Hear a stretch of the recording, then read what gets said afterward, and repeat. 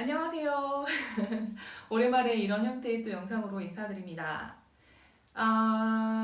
저는 뭐 지금 제 영상을 쭉 보셨던 분들은 아시겠지만 저는 지금 현재 오스트리아에서 혼자 여행을 하고 있고요.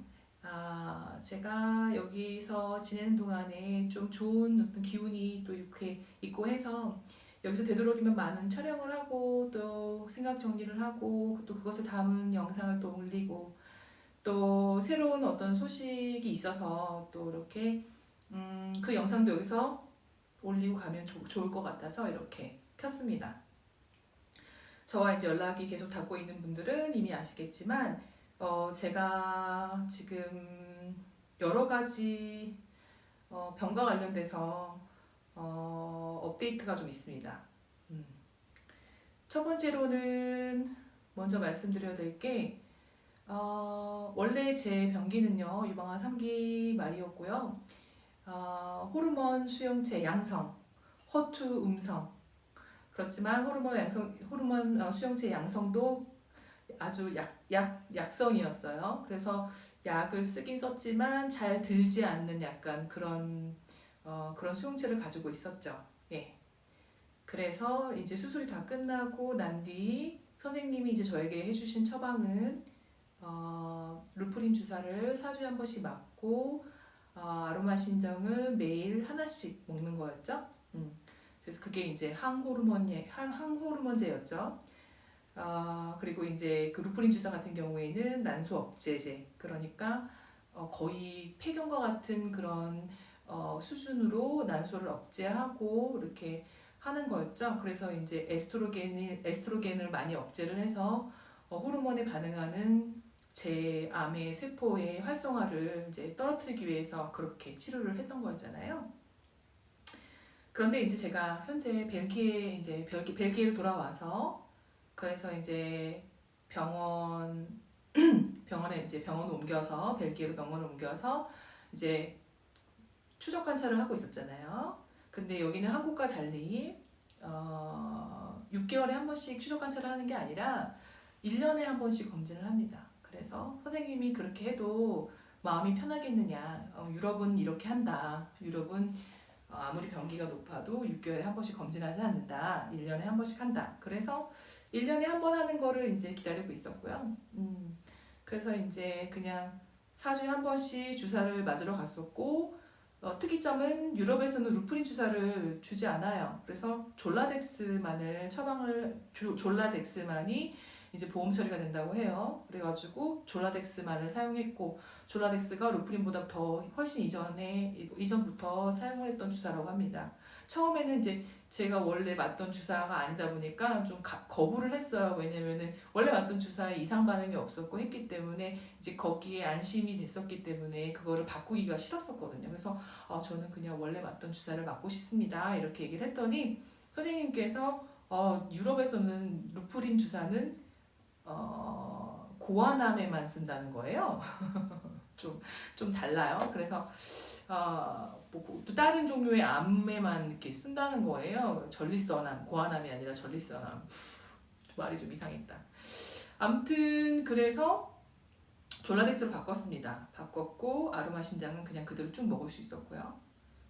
그리고 선생님이 이제 제가 오자마자 또 한 가지 권유한 것이 뭐냐면 브라카 유전자 검사를 했냐고 물어보셨어요.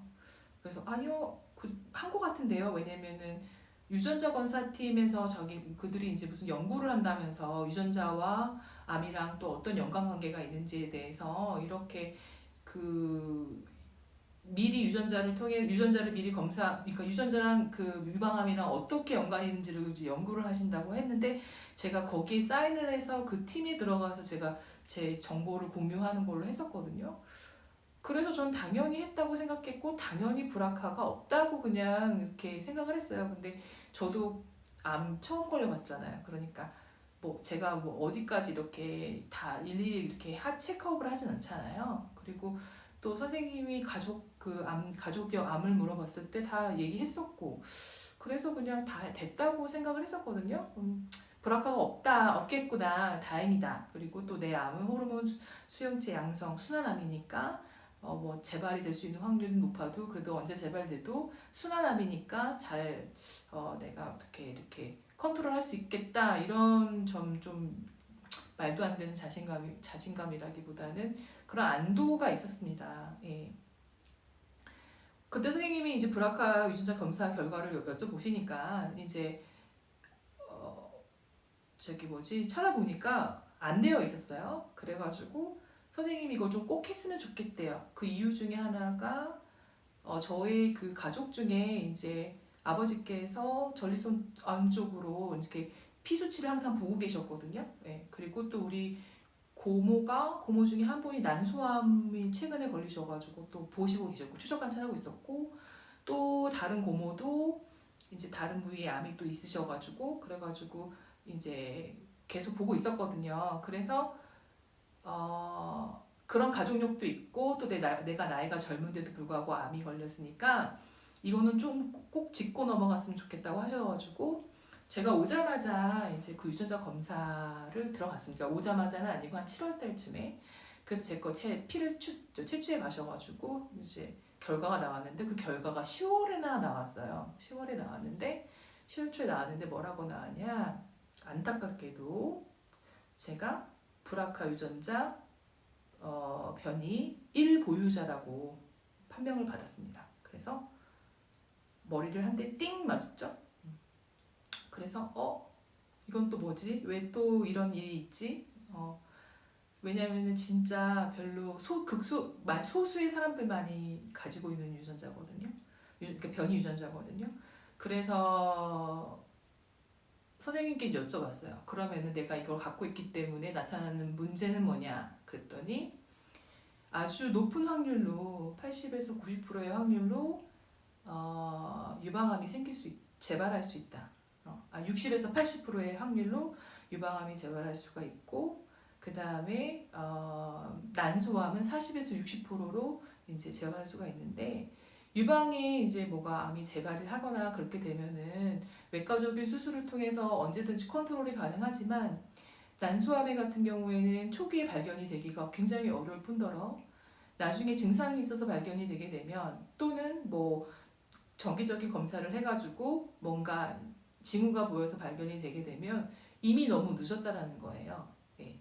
그래서 그게 한번 걸리게 되면 굉장히 완치하기가 어렵고 또 그게 발견된 어떤 증상 때문에 이제 발견된 상태라면 이미 많이 퍼져 있는 상태라는 거죠. 암이라는 게. 그래서 손쓸 수가 없게 된대요. 그래서 선생님이 권장하신 게 빨리 예방적으로 이것이 일어나기 전에 안젤리나 졸리처럼 그렇게 예방적으로 모든 걸 절제를 했으면 좋겠다. 일단 난소부터 먼저 절제를 했으면 좋겠다. 이렇게 얘기를 하시는 거예요. 그래서 제가 고민 좀 해보겠습니다 하고 집으로 돌아갔어요. 집으로 돌아가고 이제 고민을 하기 시작했죠. 고민을 했는데 왜냐면 이것도 하나의 또 여성성인 거잖아요. 뭐 여성성에 그렇게 목숨을 거냐 그냥 살아있는 거로 감사해야 되지 않냐 이렇게 말씀하시는 분들도 있어요. 맞아요. 맞습니다. 그렇지만 모든 걸 다 갖고 있다가 하나씩 상실되는 그 기분을 진짜 이거를 겪지 않은 분들은 모르십니다. 예. 당연하게 갖고 있던 것들을 그냥 하나씩 잃어가는 기분. 제가 여성인데 여성성을 잃어가면 난 나에게 남는 것은 무엇인가? 그런 기분이 들잖아요. 그렇기 때문에 굉장히 좌절감이 들고요. 또 바로바로 선뜻 그 결정을 내릴 수가 없는 거예요. 혹시라도 내가 40에서 60%니까 내가 또 40%에 해당될 수도 있고 안 걸릴 확률에 포함될 수도 있지 않는가? 그냥 추적 그냥 계속 지금처럼 하는 것처럼 그냥 계속 이렇게 추적 관찰 잘 하면서 하면 꼭 굳이 절제하지 않아도 되지 않을까? 이렇게 생각을 했습니다. 그러던 와중에 사실 제가 이렇게 그래서 그 상담을 이제 받은 건 저를 추적 관찰해주는 그 안트베르펜에 있는 그 병원이었고요.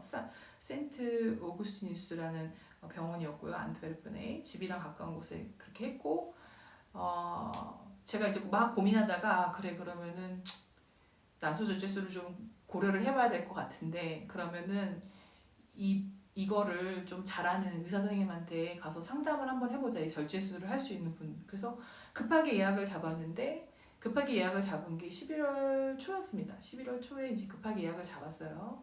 그래서 이제 선생님이랑 급하게 이제 상담을 했습니다. 그러기 이전에도 제가 이제 보건 수술을 하려고 또 준비 중에 있었거든요. 그래서 성형외과 선생님이랑도 그 미팅이 있었단 말이죠. 9월 달에. 그래서 성형외과 선생님이 이제 보건하기에 충분한 지방이 있고 보건을 잘 하실 수 있다. 또 이렇게 설명을 해주셔가지고 그래 그러면은 난소절제를 하면서 보건 수술도 같이 할 수 있는지 이런 것도 여쭤보고 또 서로의 수술이 뭐 서로에게 영향이 있지는 않나, 어떤 수술을 했기 때문에 어떤 수술을 할 수 없고 그렇지 않나, 뭐 이런 것들을 다 종합적으로 체크를 해보자 해서 나름 그 벨기에에서 유명한 대학병원이 있습니다. 그게 어디냐? 유방암으로 유명한 병원이 루벤 대학병원입니다. 그래서 제가 거기 이제 부랴부랴 이제 예약을 잡아서 일단 먼저 그 난소절제 수술을 해줄 수 있는 그 외과 의사분이랑 상담을 받았어요. 그때 선생님이 저에게 하시는 말씀이 무조건 절제를 하래요. 예. 무조건 절제를 하는 게 자기가 그동안 봤던 케이스를 통해서는 좋을 것 같다. 난소암으로 돌아가신 분들을 많이 봤고 아무리 추적 관찰을 한다고 하더라도 이미 브라카 유전자 변이 있는 걸 알면서도 그거를 안 하고 그냥 두면 그건 너무 아까운 것 같다. 그 위험을 피할 수 있는 게 너무 좋은 기회인데 그렇게 해가지고 선생님이 그렇게 얘기를 하시니까 그리고 또 선생님이 또 하신 말씀 중에 저는요 이런 수술을 하게 되면 합병증이 너무 두려운 거예요. 합병증이나 아니면 그 이후에 오는 어떤 그걸 뭐라고 하죠? side effects. side effects를 한국어로 뭐라고 할까요? 부작용이 오는 걸 굉장히 두려워하거든요. 그래서 선생님한테 그랬어요. 선생님, 제가 이걸 또 부작용이 두려워서 그렇습니다. 제가 물론 현재도 뭐 항암을 하면서도 그리고 또 항호르몬 치료를 하면서 이미 폐경기 증상을 겪고 했지만 뭐 예를 들어서 감정 기복이 굉장히 심해진다든지 아니면 좀 무력해진다든지 아니면 또 갑자기 이렇게 이렇게 몸이 추웠다 더웠다 한다든지 또 어떤 증상이 있었죠. 뭐 손발이 저린다든지 뭐 그런 증상들 말이죠. 그리고 또 제일 걱정되는 거는 나이가 젊어서 난소를 절제를 하게 되면 그 치매가 올 확률이 상대적으로 확 높아진대요. 등등. 전 이게 너무 걱정이 됩니다. 제가 안 해도 된다면 안 하고 싶은데요. 그랬더니 이미 루프린 주사나 졸라덱스를 맞았기 때문에 일단 항암을 했었고 그래서 이미 난소가 많이 손상을 입었고 그 다음에 루프린 주사나 뭐 졸라덱스를 맞았기 때문에 이미 폐경기 상태인 거다. 그리고 어차피 너는 항호르몬 치료를 5년간 해야 됐기 때문에 그렇기 때문에 5년 후면은 넌 다시 어차피 폐경될 사람이다. 그러니까 그거를 그때 폐경하느냐 지금 뭐 하느냐 똑같다. 그렇게 얘기를 하셔가지고 그리고 너는 이미 항암을 하면서 그런 증상을 다 겪었고 이미 충분히 겪었기 때문에 너가 아주 급진적으로 다른 증상을 느낄 수가 없을 것이다. 그렇게 얘기를 하시는 거예요.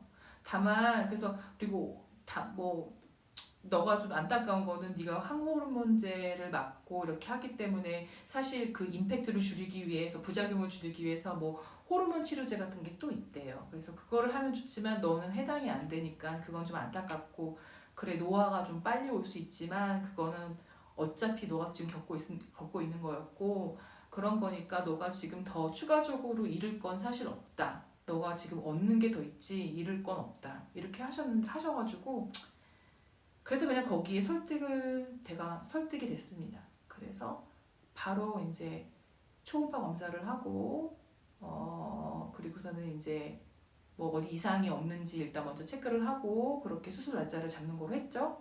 아니나 다를까 초음파 검사를 했는데 왼쪽 난소가 2배가 커져 있었다는 거예요. 그래서 원래는 수술 날짜를 뭐 좀 여유 있게 뭐 1월달, 2월달 뭐 이렇게 하려고 했는데, 그러니까 보건 수술이랑 같이 이렇게 하면서 하려고 했는데 그 난소가 두 배가 이쪽에 두 배 사이즈로 오른쪽보다 두 배 사이즈로 커져 있는 건 그냥 넘길 문제는 아닌 것 같다. 근데 우리가 이거를 뭐 또 채취를 해서 뽑아서 결과를 또 보고 그렇게 한 다음에 수술하기에는 또 혹시라도 그 사이에 무슨 일이 있을 수 있으니 바로 제거를 했으면 좋겠대요. 그래가지고 그래서 11월 달에 그렇게 뭐 이렇게 상담을 받고 또 검진을 받고 뭐 이렇게 하다가 12월 12일 날로 바로 수술 날짜를 잡았습니다.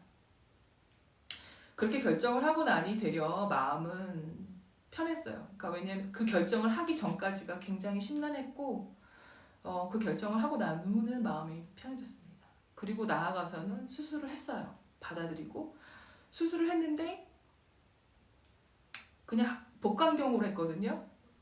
복강경으로 했어요. 그리고 복원이랑 같이 안 했습니다. 그 이유에 대해서는 또 따로 말씀드릴게요. 복강경으로 했는데 수술이 너무 잘 됐는지 하나도 안 아픈 거예요. 그리고 제가 수술하기 전에 되게 자주 화장실을 갔었어야 됐거든요. 그 잔류 현상이 있었고 저는 그게 그냥 항암제의 어떤 그 부작용이 남은 거라고 생각을 했거든요. 아니면은 그 항호르몬제의 부작용이라고 생각을 했는데 제가 지금 그리고 또 이제 어깨랑 그 등 쪽이 좀 아픈 부분이 있었거든요. 근데 그게 사라졌어요. 그러니까 그 난소가 이렇게 커지면서 뭐 어떤 신경을 눌렀나 봐요. 거기랑 연결되어 있는 신경을 그랬는지. 그래서 그 증상이 오히려 그 수술을 하고 몸이 지금 너무 가볍고 부작용을 따로 더 추가적으로 느끼는 건 현재 없어요. 네, 현재 없고 오히려 수술하고 뭐 한 이틀 때부터는 그냥 평상시처럼 그렇게 다닐 수 있었고 심지어는 12월 12일 날 수술을 했는데 16일 날 저 스스로 운전을 해서 13시간을 거쳐서 운전을 해서 오스트리아로 와서 여기서 4일 동안 스키를 탈 정도의 컨디션입니다. 그러니까 수술이 진짜 정말 너무 잘 된 거죠. 감사하게도요. 그 선생님이 수술하기 들어가기 전에 딱 이러더라고요. 걱정하지 마. 내가 수술 아주 깔끔하게 잘해줄게.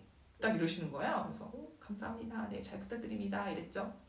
그리고 또 여기 그 수술 들어가기 전에 어떤 좀 다른 게 있었는데 수술 들어가기 전에 수술 그 준비하는 방이 있어요. 그래서 방에 들어가서 모든 걸 다 준비하고 담요를 덮고 이렇게 누워 있어요. 1인실에.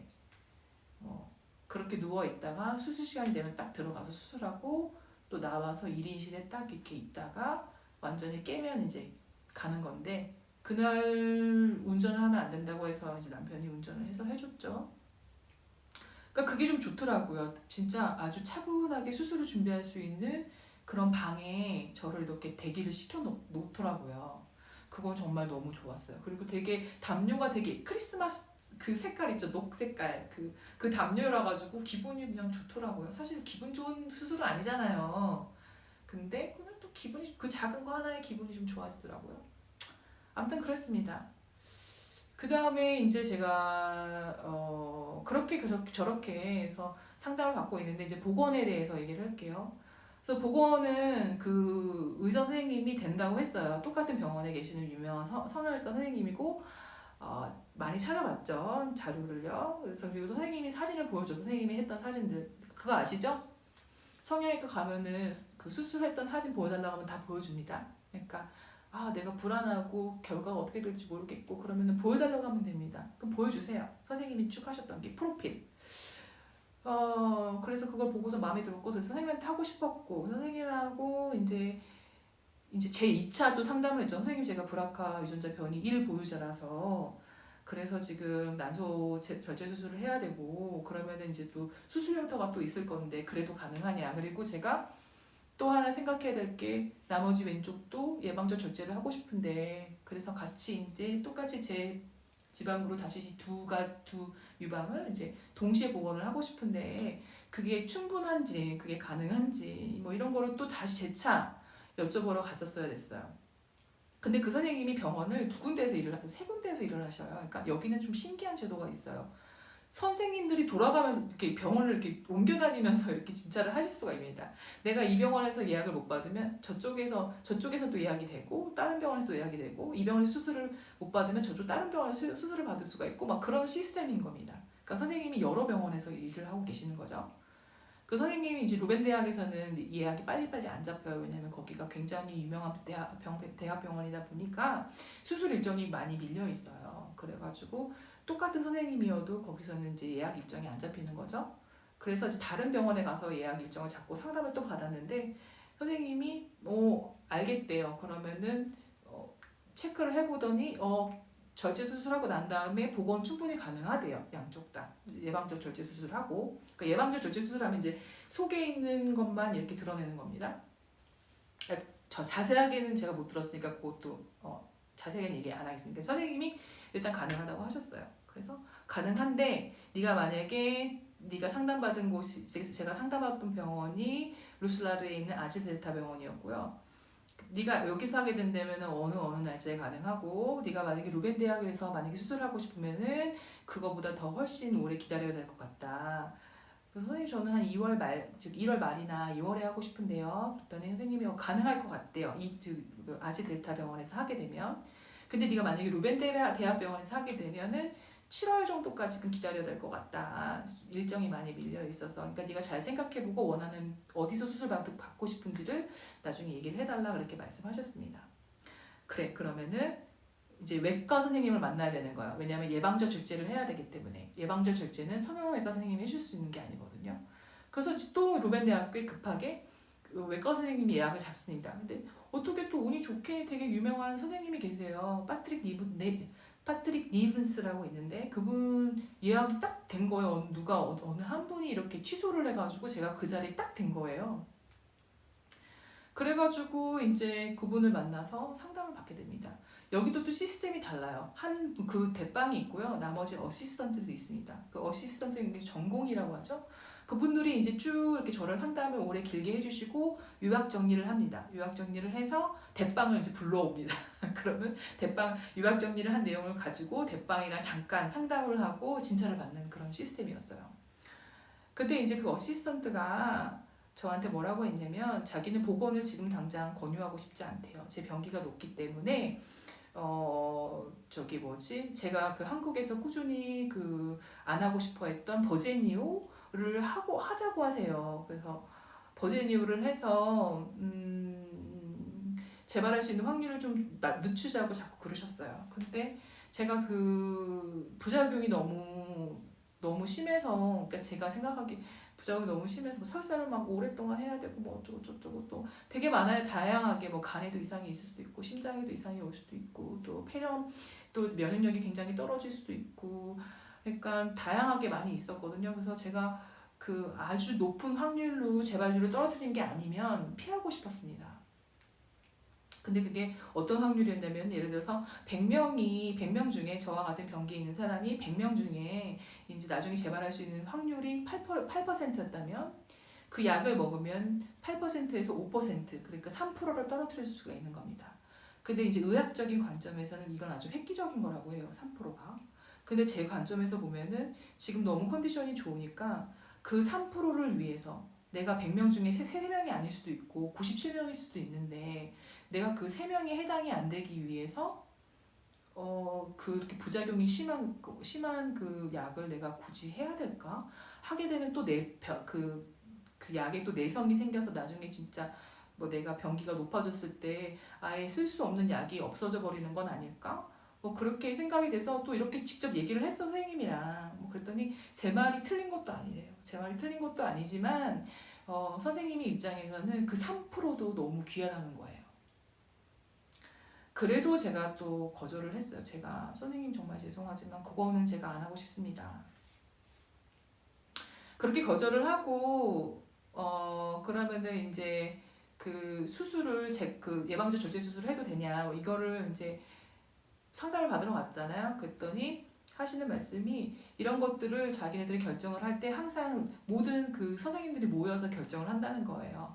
방사선의학과, 종양학과, 그 다음에 뭐 유방외과, 뭐 성형외과 다 모여서 제 케이스를 두고 이렇게 모여서 회의를 한대요. 그래서 그 회의를 통해서 나한테 최적으로 좋은 게 뭔지를 결정을 한대요. 그래서 그들끼리 좀 얘기를 좀 나눠보겠대요. 네.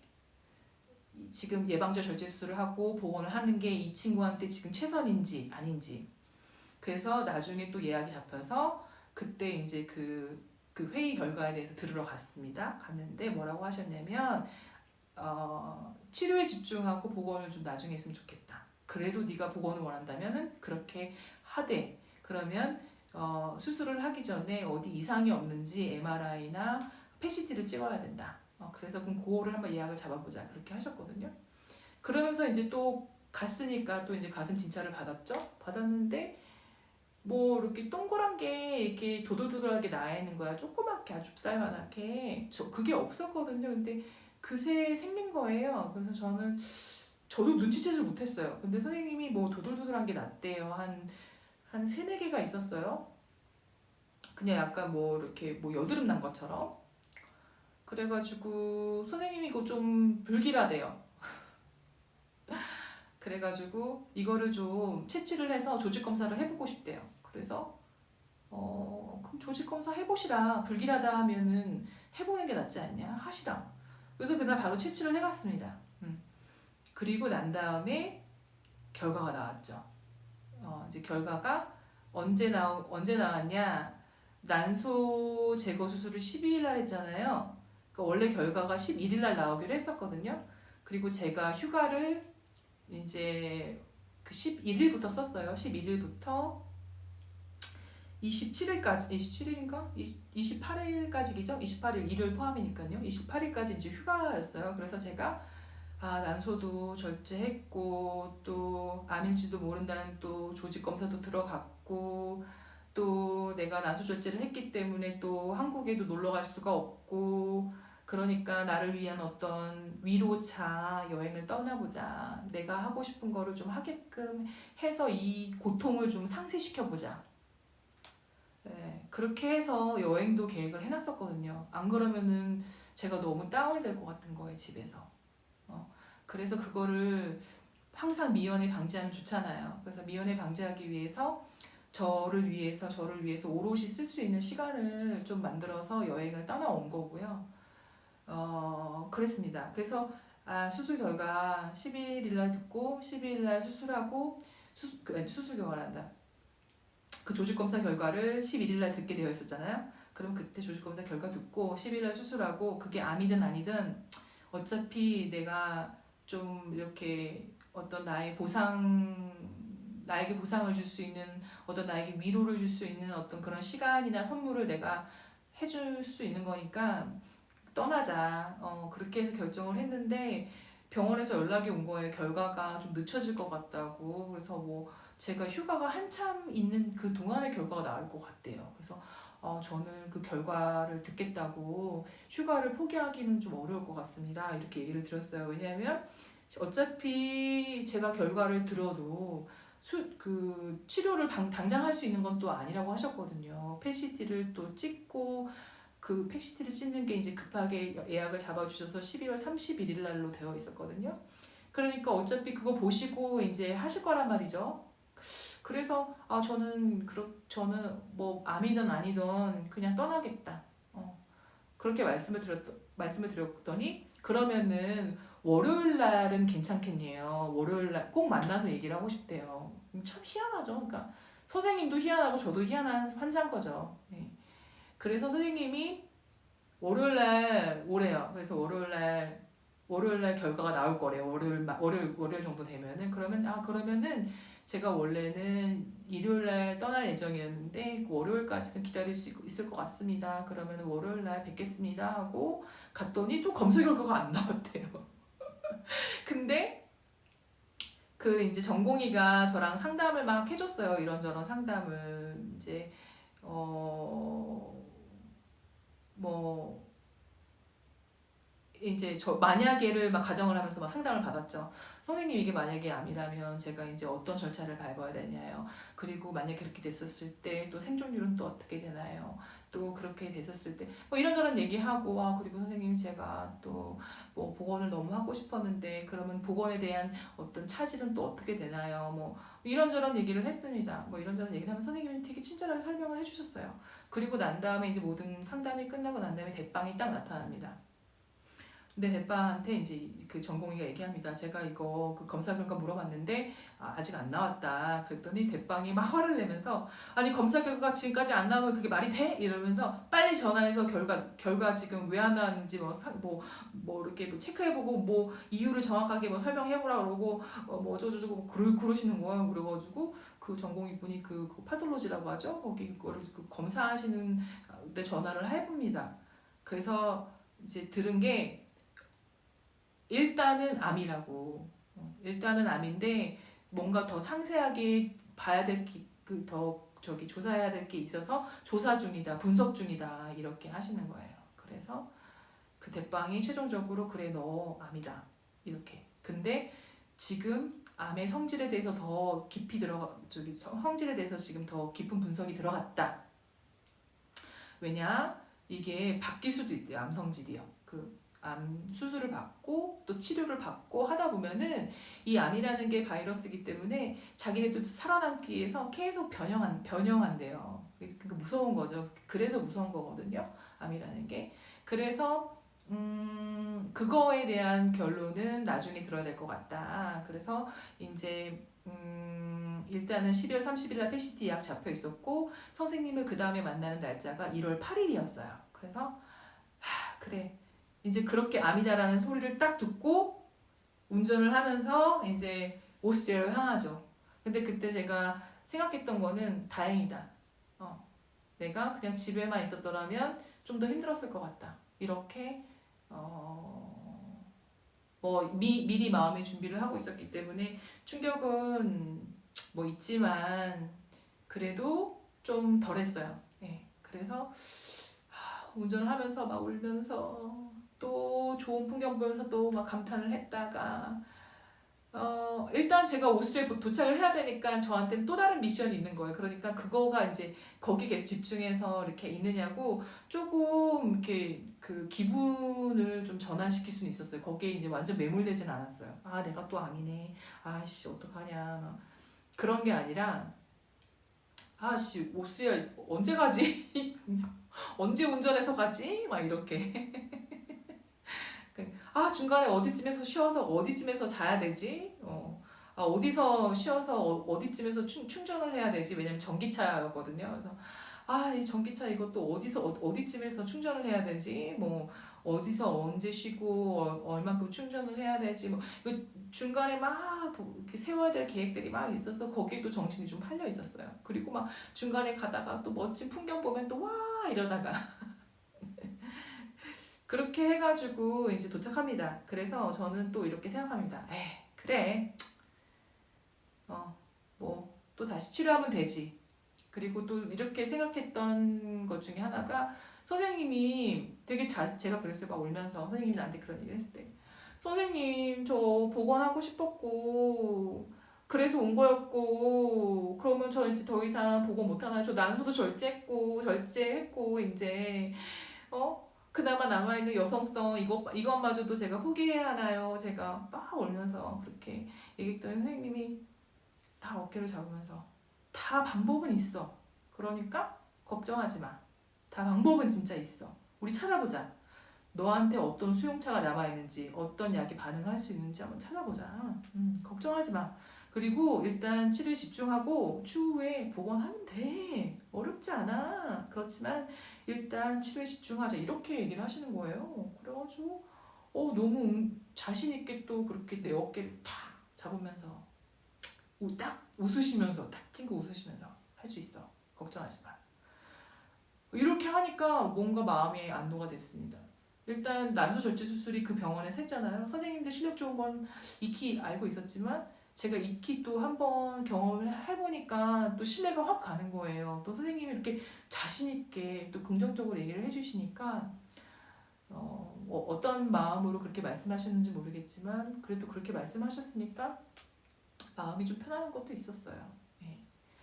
그렇게 해가지고 이제 마음이 좀 그래서 여기서 그래 그러면 뭐 아주 그냥 worst case 아주 나쁜 케이스라고 하면 내가 얼마나 살지 모르니까 또 나중에 유방암의 어떤 특징 중에 하나죠. 제일 많이 오는 게 뼈전이, 폐전이 이렇거든요. 그 다음에 뇌전이.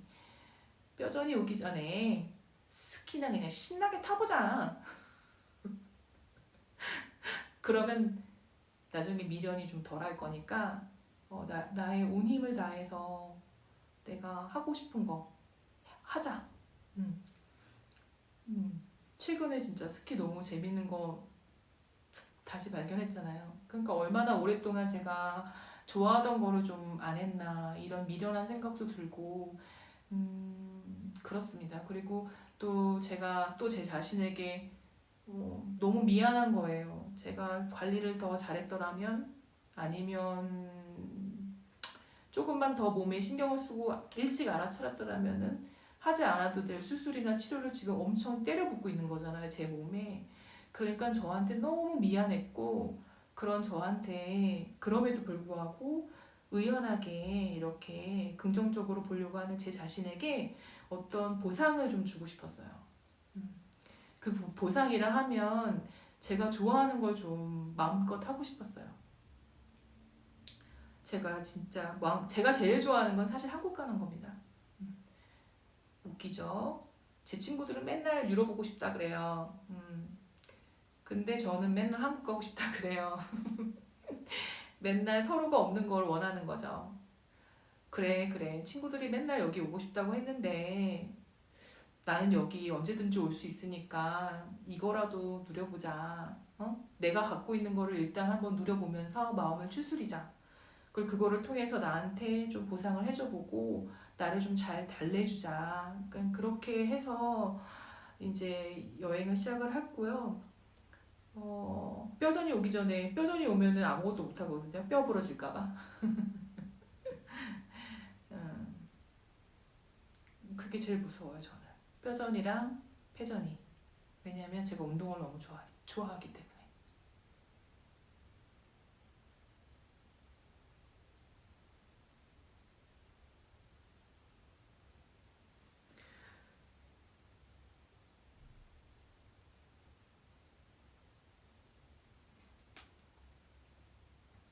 일단 그래서 한 이틀에 걸쳐서 운전을 해가지고요. 중간에 제가 또 이제는 예전에는요 그 뭐지 혼자 이렇게 오랜 시간을 운전을 해본 적이 없어요. 왜냐면 남편이 장거리 운전을 항상 했어요.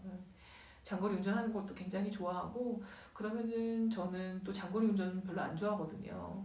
저는 많이 해봐야 3시간 더 하면 한 5시간까지는 할 수 있어도 10시간 이상 어디 운전해서 간다? 혼자 생각해 본 적이 없어요.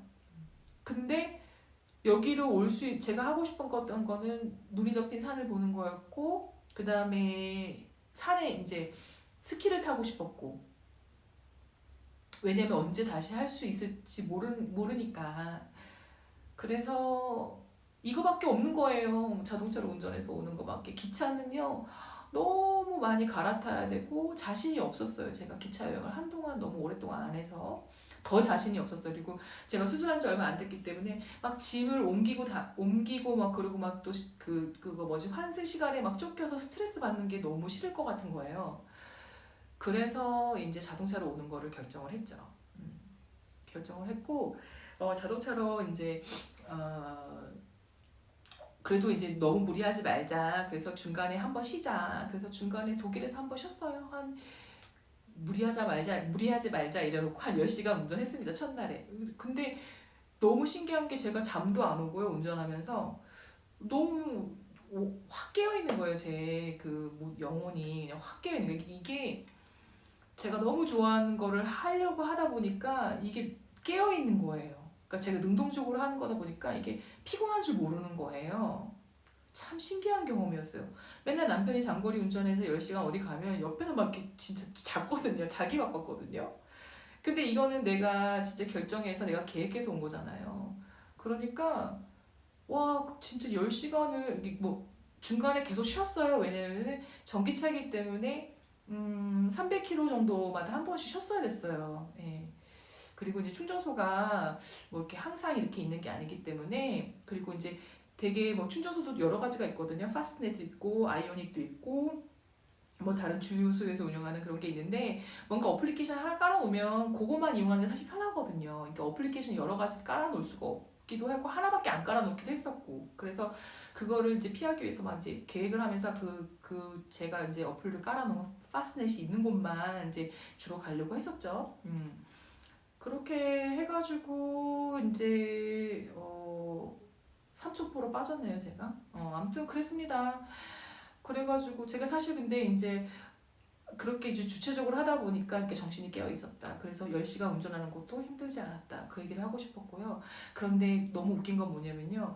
그거를 하기 전날에 제가 막 울었어요.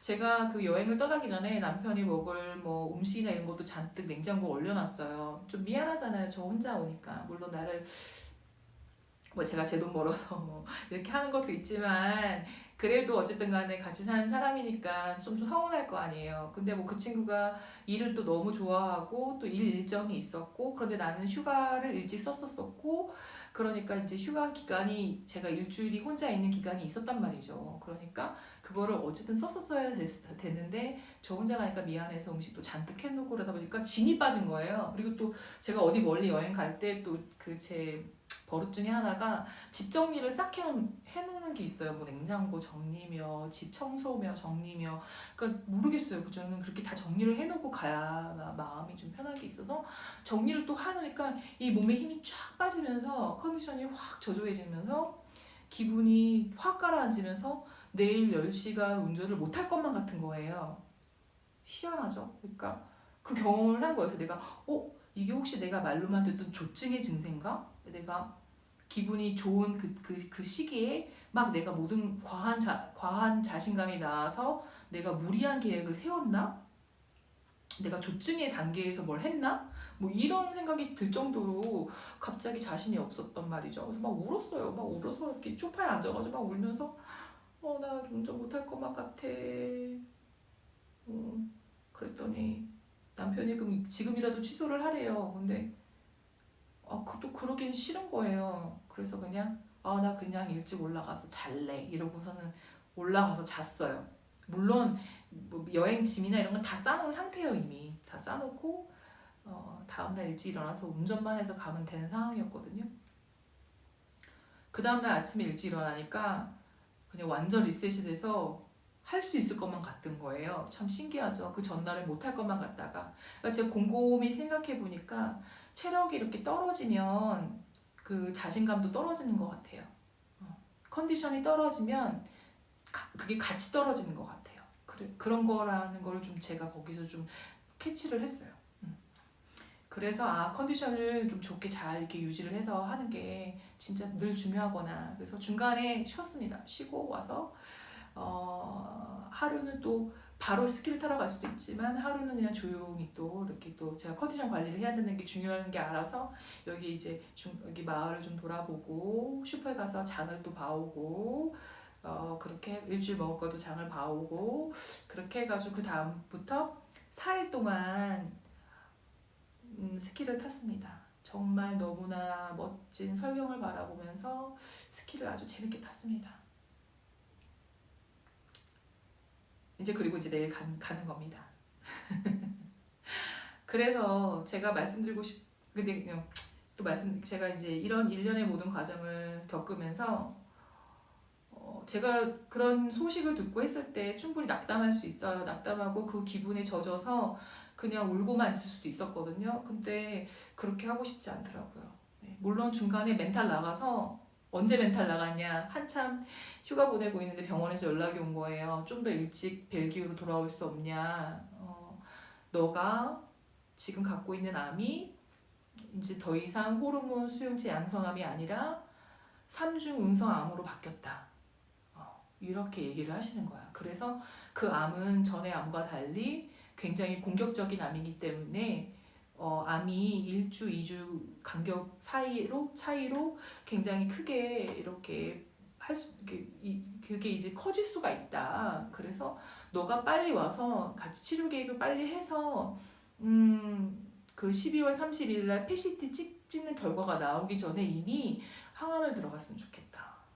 그렇게 얘기를 하셨어요. 그래서 그러면은 가장 빠른 날짜가 언제냐? 12월 24일인 거예요. 12월 24일 날 그래서 같이 만나서 치료 계획을 잡고 항암을 언제 할지. 그럼 항암을 그래서 여쭤봤어요. 만약에 항암을 하게 되면 제가 이전에 항암제를 이미 썼기 때문에 내성이 생기지 않느냐? 내성이 생기지 않았냐? 그랬더니 그거는 이제 지금 쓰는 항암제는 다를 거래요. 지금 쓰는 항암제는 브라카 유전자 변이 1 유전자가 있는 사람을 상대로 표적으로 하는 그런 항암제를 쓰기 때문에 다른 약이다. 다른 항암제다. 이렇게 말씀을 하셨고요. 또 나아가서 지금 검사를 하고 있는 게 저한테 PD-L1이 있는지 없는지, 이게 PD-L1이 이제 면역 항암제에 반응할 수 있는지 안 할 수 있는지, 그거에 대해서 지금 또 검사 결과가 들어갔거든요. 아무튼 그래서 다행히도 더 일찍 올라가지 않아도 돼서 제가 다행히 휴가를 잘 마무리할 수 있었고요. 그러니까 제가 그때 이제 멘탈이 나갔죠. 그 결과를 이제 전화로 받으면서 선생님들이 이렇게 저한테 전화를 자꾸 주시잖아요. 빨리 오라고. 그러니까 나 진짜 위급한가 보다. 내가 진짜 까딱하면은 저 세상 사람이 되는 건 시간 문제이겠다 이런 생각이 들잖아요. 왜냐면 제가 또 삼중 음성암 막 이렇게 찾아보면 예후가 좋지도 않고 막 이러니까 그때 멘탈이 한번 쫙 나갔죠. 그래서 그때 또 지인들한테 또 연락을 쫙 돌립니다.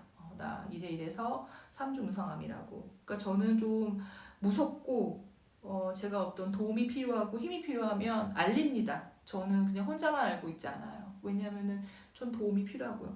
도움이 필요할 때 도와달라고 하는 것도 용기고 그 용기를 내서 해야 되는 게 맞다고, 저를 위해서 맞다고 판단을 했거든요. 제 자신을 위해서. 제가 막 쓸데없는 자존심 부릴 것도 없고 그렇잖아요. 네. 아프면 아픈 대로 얘기를 하고 제가 또 정서적인 지원이 필요하면 좀 도와달라 그렇게 할 수 있는 거잖아요. 그래서 그렇게 해야 되는 거잖아요. 왜냐면 혼자 감당하기 좀 어렵거든요. 제가 항암 한번 해봤잖아요. 진짜 힘들거든요.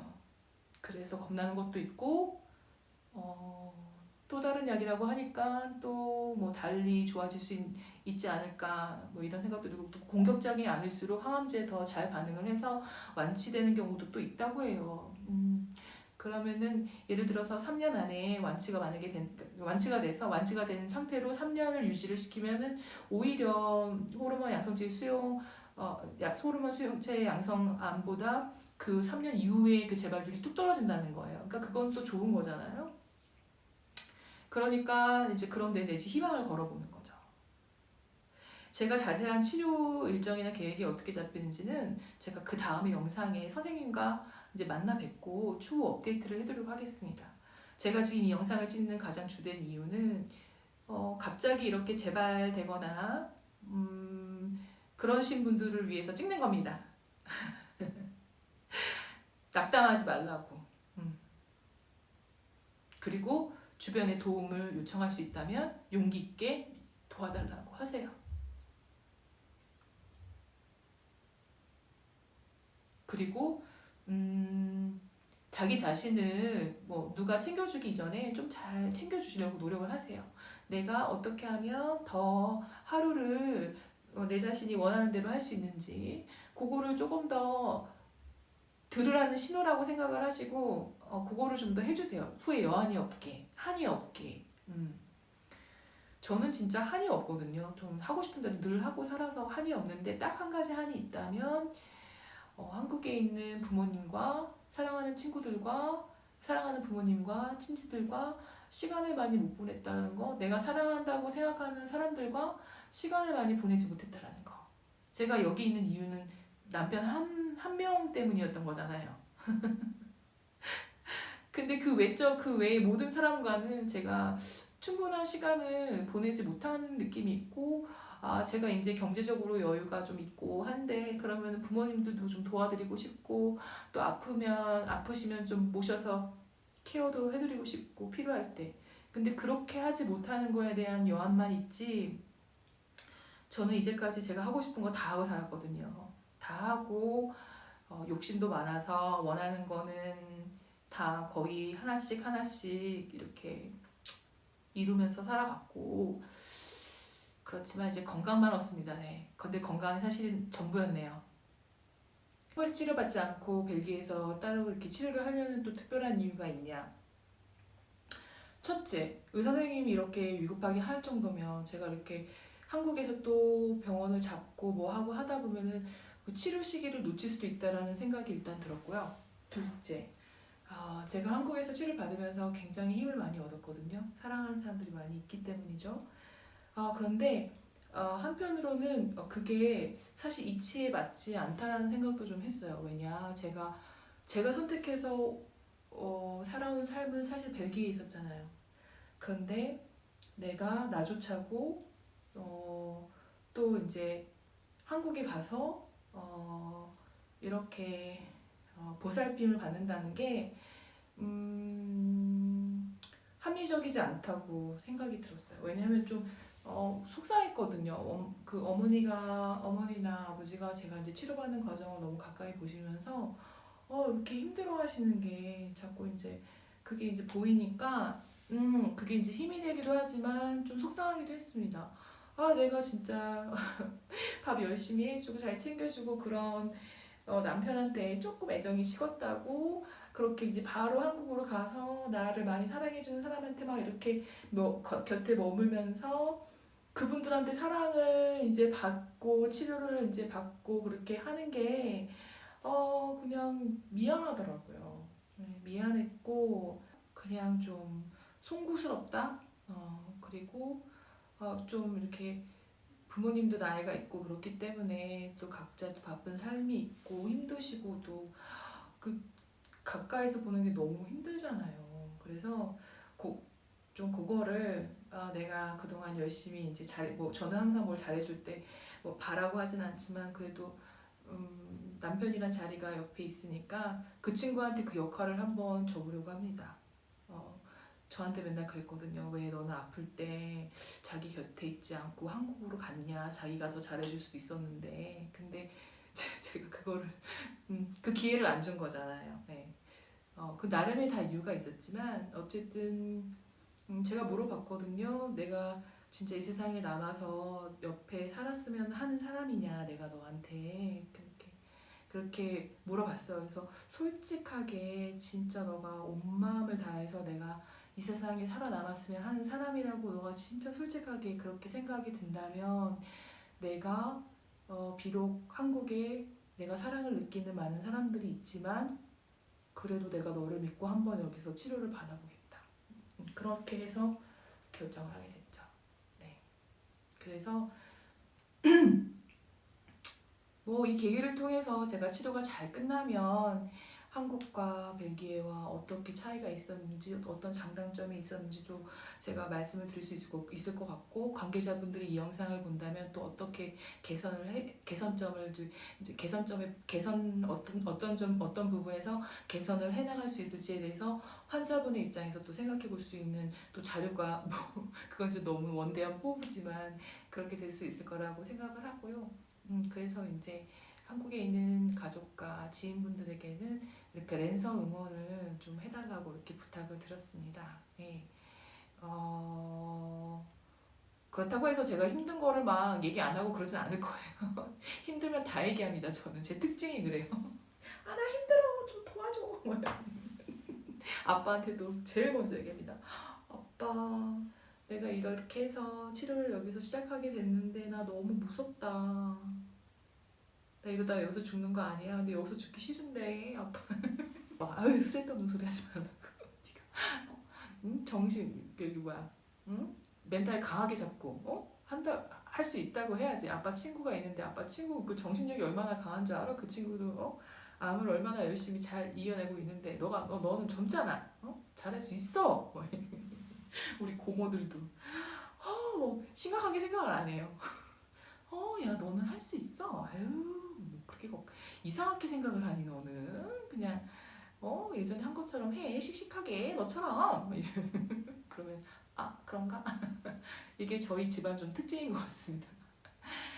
되게 사람들이 긍정적이에요. 긍정적이고 우리 고모들 아빠 그리고 그렇습니다. 네. 우리 오빠도 또 연락이 한동안 없다가 또 제가 또 이렇게 또 다시 또 재발했다고 하니까 또 아주 또 자주 연락을 해줍니다. 그러니까 참 감사한 거죠. 감사합니다. 그래서 이제 제가 지금 갖고 있는 마음가짐과 다짐에 대해서 이야기를 해볼게요. 제가 뭔가 이제 원대한 목표가 있으면 사방이 아닙니다. 그게 저를 좀 이렇게 좀 더 이렇게 앞으로 나가게 하는 원동력이 되기도 하거든요. 내가 이렇게 이야기를 했으니까 이렇게 해보자. 물론 사람에 따라 다르지만 제 작동 원리는 좀 그렇습니다. 제가 어떤 목표가 있고 어떤 포부가 있다. 그러면 일단 알립니다. 주변에 알려서 내가 이렇게 하겠다. 이렇게 말이죠. 그래서 이제 멘탈을 잡고 제가 갖는 마음가짐은 일단 회사에 알렸어요. 회사에 이제 알렸고 다행히도 저희 회사는요. 정말 감사하게도 언제든지 너가 일을 또 다시 쉬어야 된다면 얘기를 해라. 너의 자리는 항상 우리가 항상 이제 너를 위해서 비워놓을 거고 그리고 우리가 할 수 있는 모든 것들을 위해서 우리가 협조를 하겠다. 어떻게 협조를 해야 되는지만 알려달라. 또 이렇게 말씀을 해주시고 또 팀장님이 또 회사 분들한테 다 이제 알린 거예요. 그래서 여기저기서 또 이제 또 응원의 메시지가 또 오는 거예요. 제가 또 한동안 또 회사 다니면서 또 이렇게 좀 한국적인 정서가 아니다 보니까 간혹 좀 쓸쓸함을 느끼거든요. 이제 그런데 또 이런 거 보니까 또 내가 또 잘못 생각했다. 따뜻한 분들인데 그리고 이제 그렇습니다. 그래서 이제 제가 그랬어요. 팀장님한테 제가 일단 항암을 해보는데 뭐 병원에서는 힘들 수도 있다. 몸이 많이. 근데 그래서 일을 병행하기엔 어려울 수 있다. 근데 그건 개개인마다 다르다 이렇게 얘기를 하셨거든요. 그래서 팀장님한테는 일단 내가 이렇게 바로 자리를 비우면 또 이렇게 무리가 있을 수 있으니까 일단 내가 할 수 있는 데까지 하겠다. 나는 컨디션이 좋으면 일을 유지하고 싶다. 그래야 제가 이제 잡생각이 안 들거든요. 그렇기도 하고 제가 하는 일을 제가 또 좋아하기도 하고요. 예, 그리고 그런 것도 있고 또 한동안 오래 비우고 있다가 오니까 좀 아쉬운 부분도 많이 있었습니다. 네, 그래서 그렇게 하기로 했고 치료에 지장이 되면 바로 스톱합니다. 예, 그거에 대해서 미리 말씀을 드렸어요. 이래저래 해서 내가 바로 스톱을 하게 될 수도 있다. 이렇게 미리 말씀을 드렸고 그렇게 할 겁니다. 왜냐 제 몸이 또 중요하니까요. 예, 그리고 그 다음에 제가 정신 차리고 이제 뭘 준비하냐. 저는 이제 벨기에 가자마자 김치를 왕창 담글 겁니다. 제가 한국에 있을 때는 한국에서는 치료받을 때는 있었잖아요. 음식들이 뭐 그냥 식당 가서도 있었고 또 어머니께서 계속 챙겨주셨고 그런데 없잖아요. 여기는 제가 해먹는 수밖에 없거든요. 얼마 전에 회사 동료분 중에 회사에 한국 동료분 한 분 계시거든요. 그분이 이제 뭐 추천해주신 어떤 그 웹사이트가 있는데 거긴 아직 이용을 안 해봤는데 한번 거기도 트라이를 해보긴 할 텐데 보통 저는 제가 만든 음식을 더 좋아하긴 해서 그래서 이제 그 항암 때 제가 이제 알잖아요. 그 매운 거 잘 못 먹고 또 냄새 많이 나는 거 못 먹으니까 최대한 마늘이랑 생강을 빼고 이렇게 백김치를 담가볼까 합니다. 혹시 모르니까 또 마늘이랑 생강이 들어가 있는 좀 빨간 김치도 좀 담그고 깍두기도 담그고 그거를 한 4개월치를 담궈 놓으려고요. 지금 건강할 때. 그리고 이제 아버지한테 부탁을 드렸어요. 아버지 제가 건어물을 좀 보내주세요. 그래가지고 아버지가 또 이제 건어물을 좀 보내주시기로 하셨습니다. 네, 그리고 그러니까 그런 것들을 지금 막 이렇게 준비를 하고 있어요. 또 이제 아버지가 보내주시는 거 도착하기 전에 또 그 사이에 또 항암이 들어가서 또 힘들 수도 있으니까 또 뭘 먹어야 되는데 그게 안 될 수도 있으니까 가는 길에 프랑크푸르트가 있거든요. 독일에. 거기 이제 한인마트가 크게 있습니다. 그래서 거기는 제가 좀 더 한국에서 직접 수입해온 진짜 한국 물건들이 많이 있거든요. 예전에 한번 가봤을 때. 그래서 거기 들려서 필요한 것들을 좀 쟁여놓으려고 하고요. 그러니까 대대적인 거는 일단 한국 음식을 좀 많이 비축을 해놓으려고 합니다. 제가 이제 힘이 없어서 제 스스로 음식을 못 해먹고 그렇게 됐을 때 그냥 반반해서 이렇게 먹을 수 있는 음식들을 잔뜩 해가지고 이제 비축을 해놓으려고요. 그렇고 그 다음에 그게 지금 제 원대한 계획입니다. 그리고 또 어떤 계획을 하고 있냐? 그게 다네요. 네, 그게 다고 이제 웬만하면 또 이제 컨디션이 좋다 그러면은 운동을 할 거고요. 그때 예전에는 이제 뭐 7일 정도 아팠고 그 이후에 또 안 아팠고 이랬잖아요. 그래서 간간히 이제 산을 가려고 하는데 벨기에 근처에 있는 산이 이제 벨기에 남부 쪽에 가면 프랑스어를 하는 그 지역이 있거든요. 제가 저번에 거기 휴가를 갔다가 뜻하지 않게 그 산장에서 벼룩이 왕창 물려가지고 휴가를 정말 악몽 속에서 보냈어요. 네. 그 산장에 벼룩이 있었던 거예요. 그게 참 희한하죠. 그래, 아무튼 그때 날씨가 엄청 축축하기도 했고 막 이래가지고 제가 거기 쇼크가 와가지고 한동안 거기를 못 가겠는 거예요. 그래서 거기는 안 갈 것 같고 거기 가족 산장이었거든요. 근데 어머님은 그 다음에 가셨는데 아무 문제가 없었으니까 저만 물린 거예요. 그러니까 그것도 참 아이러니해요. 그래서 이제 거기는 안 가고 그냥 집에서 이제 자면서 그냥 왔다 갔다 하면서 이제 그쪽에 있는 산을 갈 예정이고 이제 머물진 않고 그냥 산에 가거나 아니면 룩셈부르크에도 또 좋은 산이 있다고 하거든요. 낮은 산들이요. 그런데 이제 갈 겁니다. 예, 갈 거고 이제 평상시에는 이제 내가 달리기를 할 수 있으면 달리기를 좀 하고 그렇게 하겠다. 그리고 영상을 좀 더 많이 남겨보려고 해요. 영상을 좀 더 많이 남겨보려고 합니다. 왜냐하면 좀 예전에는 제가 아팠을 때는 별로 이렇게 남기고 싶지도 않았고 그럴 겨를도 없었고 그랬는데 지금 한 번 지나왔었고 또 그게 또 영상을 남기면 또 얼마나 또 같이 이겨내시는 분들한테 힘이 된다는 건 전 또 알고 하니까요. 그거를 남기는 것도 의미가 있겠다 해서 해보고 있고 또 뭐 아주 만약의 경우에 그렇습니다. 아무튼 그냥 제가 어떻게 어떤 생각을 가지고 어떤 태도를 가지고 살았는지에 대해서 그리고 또 좀 남기고 싶은 그런 마음이 있어요. 그런 마음이 왜냐하면 조금이라도 도움이 될 수 있지 않을까 해서요. 네.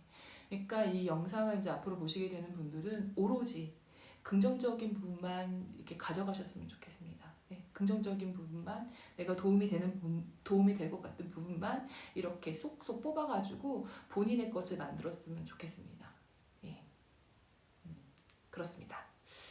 그리고 또 하고 싶었던 이야기가 있었나요? 여러분들도 아마 다 지금 느끼고 계시죠? 보호자분이시면 또 누구나 더 보호자분이나 아니면 또 지금 암을 치료하고 계시는 분이라면은 더 제가 뭐 이렇게 길게 설명 안 해도 아시죠? 그쵸? 근데 진짜 내가 원하는 거 한이 없게 조금 이렇게 더 해주는 시간을 꼭 가지시기를 저는 멀리서 이렇게 응원하는 마음으로 영상을 여기까지 찍었습니다.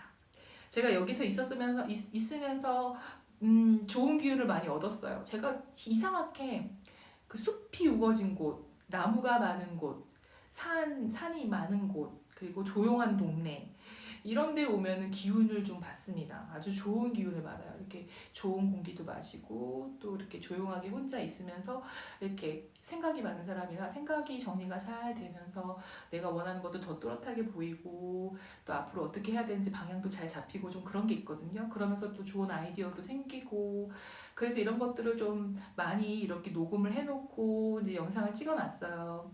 그리고 이제 그냥 정보 차원에서 여기 오스트리아에 있는 어떤 동네의 모습은 어떠한지 또 스키장의 모습은 어떠한지 그리고 벨기에에서 여기까지 오면서 전기차로 운전하면서 오는 그런 과정은 또 어떠했는지 또 숙소는 또 어떠한지 뭐 다양하게 찍었거든요. 그래서 저는 오늘이 마지막 날이에요. 그래서 오늘까지 이렇게 할 수 있는 만큼 영상을 좀 찍어보고 그리고 차근차근 첫 편집을 해서 올려보도록 하겠습니다. 예, 관심 있으신 분들은 앞으로 계속 지켜봐 주시고 저랑 같이 남은 저희 시간은 아주 유한하잖아요.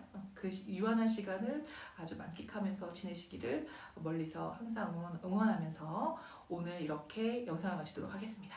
자, 우리 모두 화이팅!